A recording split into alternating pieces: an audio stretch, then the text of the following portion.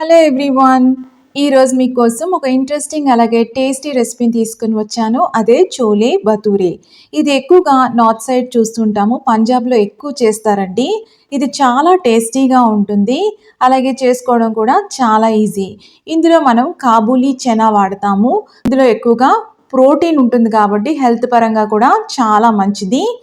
అయితే దీనికి కరెక్ట్గా కాంబినేషన్ ఈ భటూరే.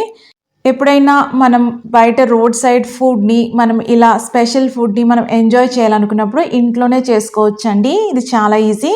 మరి కంప్లీట్గా మీరు వీడియోని వాచ్ చేసి ట్రై చేయండి. మీకు ఇది బాగా నచ్చుతుంది. ఇంకా మనం లేట్ చేయకుండా రెసిపీలోకి వెళ్ళిపోదాం. ముందుగా కాబూలీ శనగల్ని శుభ్రంగా కడుక్కొని ఓవర్ నైట్ మనం నానబెట్టుకోవాలండి. ఆ నీళ్ళంతా తీసేసేయండి. తీసేసి కుక్కర్లోకి తీసుకొని తగినన్ని వాటర్ పోసుకోవాలి. అలాగే కొద్దిగా సాల్ట్, అలాగే చాలా కొద్దిగా బేకింగ్ సోడా. కంపల్సరీగా ఈ చోలే చేసుకునేటప్పుడు ఈ బేకింగ్ సోడా వేసుకోవాలి. అలాగే ఒక స్పూను టీ పౌడరు నేను గిన్నెలో వేసుకొని కొద్దిగా వాటర్ వేసుకొని డికాషన్ చేసి పెట్టుకున్నాను. మనం టీ చేసుకుని డికాషన్ చేసుకుంటాం కదా, అలా డికాషన్ కావాలి మనకి. దాన్ని ఇలా ఫిల్టర్ చేసుకొని ఆ టీ డికాషన్ నేను ఇందులో వేసుకుంటున్నాను. వీటి వల్ల మంచి టేస్ట్ వస్తుందండి చోలేకి. కంపల్సరీగా ఇదైతే ఫాలో అవ్వాలి. ఇప్పుడు మనం స్టవ్ ఆన్ చేసుకొని కుక్కర్ లిడ్ పెట్టేసుకుని ఒక 5 విజిల్స్ మనం వేయించుకోవాలి. అది అయ్యేలోపు భటూరే కోసం మనము ప్రిపేర్ చేసుకుందాము. ఇప్పుడు 1.5 కప్ నేను చూపించిన దాంతో నేను మైదా తీసుకున్నాను. కొద్దిగా సాల్ట్ యాడ్ చేస్తున్నాము. అలాగే కొద్దిగా షుగర్. ఎప్పుడైనా గుర్తుపెట్టుకోండి, మనం చపాతీలు చేసేటప్పుడు కానీ పూరీ చేసేటప్పుడు కొద్దిగా షుగర్ యాడ్ చేయడం వల్ల టేస్ట్ అనేది చాలా ఎన్హాన్స్ అవుతుందండి. ఇప్పుడు కొద్దిగా రవ, ఉప్మా రవ ఉంటుంది కదా, రవ యాడ్ చేసుకోవాలి. అంటే ఒక స్పూను లేదంటే 1.5 స్పూన్ సరిపోతుంది ఈ మాత్రం పిండికి. ఇప్పుడు నేను కొద్దిగా బేకింగ్ సోడా వేసుకున్నానండి. ఖచ్చితంగా బేకింగ్ సోడా వాడాలి భటూరే కోసం. ఇవన్నీ ఒకసారి బాగా మిక్స్ చేసుకోవాలి. ఇప్పుడు నేను చూపిస్తున్న క్వాంటిటీకి 4 భటూరేలు వస్తాయి. ఇప్పుడు కొద్దిగా మాత్రమే ఆయిల్ వేసుకోవాలంటే 1 స్పూన్ ఆయిల్ సరిపోతుంది. మళ్ళీ ఒకసారి ఇదంతా బాగా కలిసేలాగా మిక్స్ చేసుకుందాం. చేత్తో ఇదంతా బ్లెండ్ చేసుకోవడం వల్ల చక్కగా ఇదంతా కూడా ఆయిల్ అనేది పిండికి పడుతుంది. ఇప్పుడు కొద్దిగా మాత్రమే వాటర్ పోసుకోండి, ఎక్కువ వద్దు. 1 స్పూను పెరుగు వేసుకొని మనం ఈ పిండిని కలుపుకోవాలి. ఇలా పెరుగు యాడ్ చేసుకోవడం వల్ల భటూరేలు అనేవి చాలా సాఫ్ట్గా వస్తాయి. ఇదంతా చక్కగా మనం పిండిని కలుపుకోవాలి. ఇప్పుడు పిండి అనేది బాగా కలిసిపోయింది. బాగా ఒత్తుకుంటేనే మనకి సాఫ్ట్గా వస్తాయండి భటూరేలు. కొద్దిగా మైదా పిండి యాడ్ చేసి మనం ఇలా చేస్తూ మనం పిండి అనేది మనం ఫోల్డ్ చేసుకోవాలి. ఎప్పుడైనా సరే చపాతీ పిండి అయినా సరే పూరీ పిండి అయినా సరే ఇలా మనం ఫోల్డ్ చేస్తూ మనం పిండి కలపడం వల్ల చాలా సాఫ్ట్గా వస్తాయండి. మనకి పూరీలు కానీ చపాతీలు కానీ భటూరేలు సాఫ్ట్గా వస్తాయి. ఇప్పుడు మనకి పిండి ముద్ద అనేది రెడీ అయిపోయింది.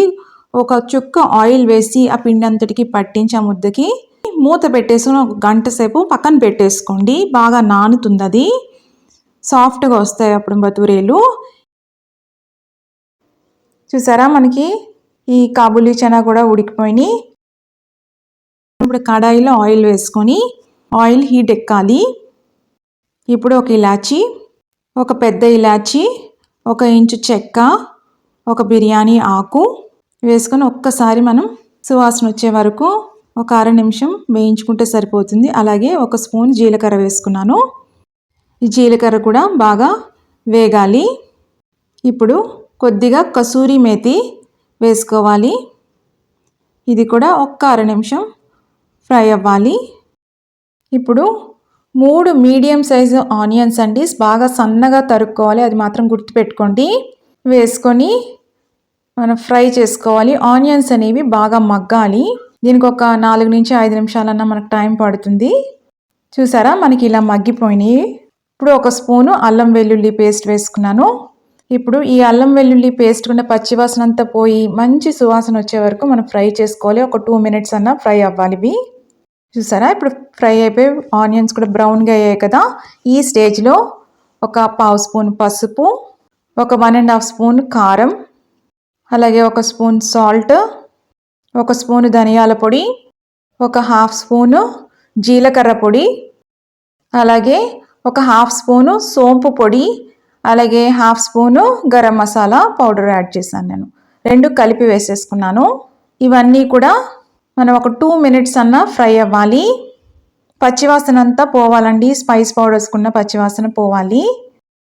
ఇప్పుడు 3 మీడియం సైజు టమాటోలండి, బాగా పండినవి ప్యూరీ చేసి పెట్టుకున్నాను, అది వేసుకున్నాను. ఇది బాగా కలుపుకోవాలి. ఇదంతా లో ఫ్లేమ్లోనే చేసుకోండి.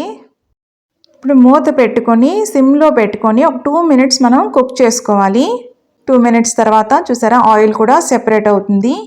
ఇలా అయితే గ్రేవీ బేస్ అనేది పర్ఫెక్ట్గా వస్తుంది. టమాటోలు కూడా బాగా ఉడికినట్టు అవుతాయి. ఇప్పుడు కాబూలీ చనా అదంతా ఉడికిపోయింది కదా, వాటర్తో పాటు వేసేసుకోవాలి. మొత్తం ఇదంతా బాగా మిక్స్ చేసుకోవాలి. ఇప్పుడు తగినన్ని వాటర్ పోసుకోవాలి. ఈ స్టేజ్లో ఉప్పు అనేది ఒక్కసారి సరిచూసుకొని అవసరం పడితే కొద్దిగా వేసుకోవచ్చు. మూత పెట్టుకొని సిమ్లో పెట్టేసుకొని కుక్ చేసుకోవాలి. ఒక 10 మినిట్స్ తర్వాత ఇలా ఉంటుంది. ఇప్పుడు కంప్లీట్గా ఒక నిమ్మకాయ యాడ్ చేసుకున్నాం, గింజలు లేకుండా చూసుకోవాలి. ఈ చోలే మసాలాలో ఆమ్చూర్ పౌడర్ అనేది పులుపు కోసం యాడ్ చేస్తారు, కానీ మనం ఇక్కడ నిమ్మకాయ వాడుతున్నాము. ఎందుకంటే ప్రోటీన్తో పాటు నిమ్మకాయ పిండుకోవడం వల్ల పులుపు ఉంటుంది, అలాగే హెల్త్ పరంగా కూడా చాలా మంచిది. ఇక్కడ మనం కొద్దిగా షుగర్ కూడా యాడ్ చేసామండి, ఎందుకంటే ఫ్లేవర్స్ కూడా కరెక్ట్గా బ్యాలెన్స్ అవుతాయి.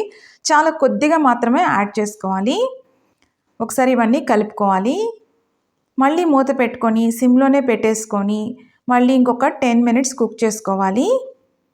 మనం నిమ్మకాయ ముందే యాడ్ చేసాం కదా, దానివల్ల ఏమవుతుందంటే మరి పులుపు ఎక్కువగా ఉండదు, కరెక్ట్గా ఫ్లేవర్స్ అనేవి బ్యాలెన్స్ అవుతాయి. ఆమ్చూర్ బదులుగా నిమ్మకాయ వాడుకోవడం అనేది ఇది హెల్దీ ఆప్షన్ దీనికి.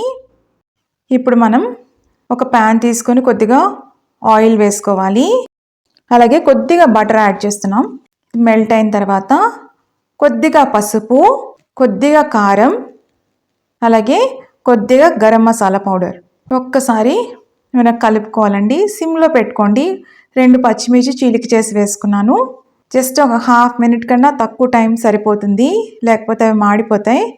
స్టవ్ ఆఫ్ చేసేసుకొని మనకి ఇక్కడ చోలే ఉడుకుతుంది కదా, దీంట్లో వేసేసుకోవాలి. ఇలా తడకా పెట్టుకోవడం వల్ల, అంటే ఇలాగా మనం తాలింపు పెట్టుకోవడం వల్ల ఈ పొడులు వేసుకొని మంచి ఫ్లేవర్ వస్తుంది. ఇదంతా చక్కగా మిక్స్ చేసేసుకోండి. మనకి ఇది ఆల్మోస్ట్ రెడీ అయిపోయింది. ఆ గ్రేవీ కన్సిస్టెన్సీ అనేది చూసుకోండి, మరీ దగ్గరికి అయిపోకుండా అలాగే మరీ వాటరీగా ఉండకుండా కరెక్ట్గా ఉండాలి. మనకి ఈ కన్సిస్టెన్సీ అయితే సరిపోతుంది. కొత్తిమీర చల్లుకొని మనం స్టవ్ ఆఫ్ చేసేసుకోవడమే. డిష్ అవుట్ చేసి చూపిస్తున్నాను, చూసారా మనకి పర్ఫెక్ట్గా చోలే ఉడికినాయి. ఆ ఫ్లేవర్స్ అన్నీ కూడా బాగా పడతాయండి. కర్రీ కలర్ కానీ టెక్స్చర్ కానీ ఆ కన్సిస్టెన్సీ కానీ చాలా బాగుంది, చాలా టేస్టీగా ఉంటుందండి. తప్పకుండా మీరు ఈ రెసిపీని ట్రై చేయండి. ఎలా వచ్చిందో కూడా కమెంట్స్లో పెట్టండి. ఈలోపు మనకి ఈ పిండి కూడా మనకి బాగా నానింది, చూస్తున్నారా చాలా సాఫ్ట్గా ఉంటాయండి. మనం తీసుకున్న క్వాంటిటీకి 4 బతూరేలు వస్తాయి. మళ్ళీ ఒక్కసారి మనం ఇలాగా పిండిని కలుపుకోవాలి.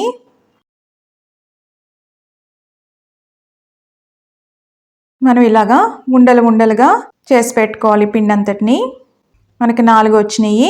మరి చిన్న సైజ్ చేసుకోకండి, బతూరీలు అనేవి పెద్దగానే ఉంటాయి కాబట్టి కొద్దిగా పెద్ద సైజ్ చపాతీ సైజ్ ముద్ద అయితే సరిపోతుంది. ఇప్పుడు వీటిని ఒత్తుకోవాలి. మరీ పతలాగా ఒత్తుకోవద్దు, కొద్దిగా అయినా సరే మనకి అది థిక్గా ఉండాలి. అప్పుడైతేనే పొంగుతాయండి. పూరీ కానీ చపాతీ కానీ లేకపోతే ఈ బతూరే కానీ మరీ పతలాగా చేసుకున్నారనుకోండి పొంగవు. కరెక్ట్ థిక్నెస్ ఉండాలి. బతూరీలు అనేవి కొద్దిగా పెద్ద సైజే ఉంటాయి. మనకు పెద్దగా ఉంది కదా, చూసారా థిక్నెస్ ఈ మాత్రం ఉంటే సరిపోతుంది. ఈలోపు ఆయిల్ పెట్టేసుకొని ఆయిల్ అనేది బాగా వేడిగా ఉండాలి. బతూరీలన్నీ ఒకటేసారి ప్రిపేర్ చేసి రెడీ పెట్టుకోండి. ఈ బతూరీలు వేయించేటప్పుడు ఎప్పుడు కానీ పూరీ కానీ బతూరే కానీ వేయించేటప్పుడు హై ఫ్లేమ్లో పెట్టుకోవాలండి. అప్పుడైతే ఆయిల్ అనేది ఎక్కువ పీల్చదు. చూస్తున్నారా ఎలా పొంగుతుందో. ఒకవైపు కాలిన తర్వాత రెండో వైపుకి ఫ్లిప్ చేసుకుందాం. చూసారా మనకి ఎంత బాగా వచ్చినాయో. ఇప్పుడు ఇవి తీసి టిష్యూ మీద వేసేసుకోండి. మనకి బతూరేలు అనేవి రెడీ అయిపోయినాయి. ఇక్కడ మనకు చోలే కూడా రెడీగా ఉంది. మనం పూరీలో బేకింగ్ సోడా అనేది వాడము, ఇక్కడ మనం బేకింగ్ సోడా వాడతామండి. పైగా ఇవి పెద్ద సైజు ఉంటాయి, అది డిఫరెన్స్. చాలా సాఫ్ట్గా మనకి లోన ఫ్లేకీగా బాగుంటాయండి ఇవి బతూరేలు. ఈ ప్రాసెస్లో చేస్తే పర్ఫెక్ట్గా వస్తాయి. ఆనియన్ సలాడ్తో అలాగే మనం ఒక లెమన్ పెట్టుకొని మనం కాంబినేషన్తో తింటే అద్భుతంగా ఉంటుందండి. ఒకవేళ ఎవరైనా కొంత కాన్షియస్ ఉన్న వాళ్ళైతే మీరు జొన్న రొట్టెతో కూడా తిన్నా అద్భుతంగా ఉంటుంది. కానీ ట్రెడిషనల్గా మనం తినాలంటే ఇదే పర్ఫెక్ట్ వే అనమాట. ఆథెంటిక్ వే అంటే ఇలానే చేస్తారు. చూసారా బతూరేలు ఎంత బాగా వచ్చినాయో.